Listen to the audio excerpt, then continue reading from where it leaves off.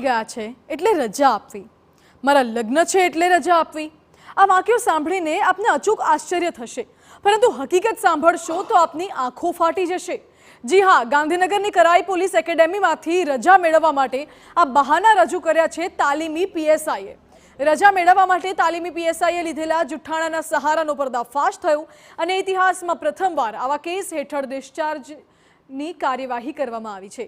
એકેડેમીના પ્રિન્સિપાલે એક સાથે 5 તાલીમી પીએસઆઈને ડિસ્ચાર્જ આપી દીધો છે અને પીએસઆઈની નોકરી મળતા પહેલા જ પાંચેયને સરકારી નોકરી ગુમાવવાનો વારો આવ્યો છે। એકેડેમીમાંથી રજા માટે તાલીમાર્થીઓએ એવા બહાના રજૂ કર્યા કે સાંભળીને આપને પણ આશ્ચર્ય થશે।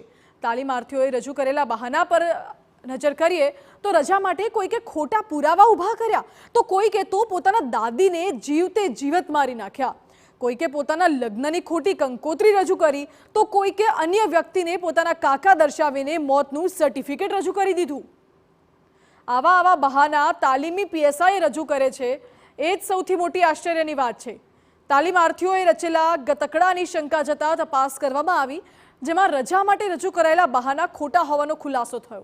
આ બાદ તાલીમાર્થી પીએસઆઈને ડિસ્ચાર્જ કરવામાં આવ્યા છે, જેમાં બનાસકાંઠા જિલ્લાના 3, એક સુરત અને એક મોરબીના તાલીમાર્થી પીએસઆઈનો સમાવેશ થયો છે।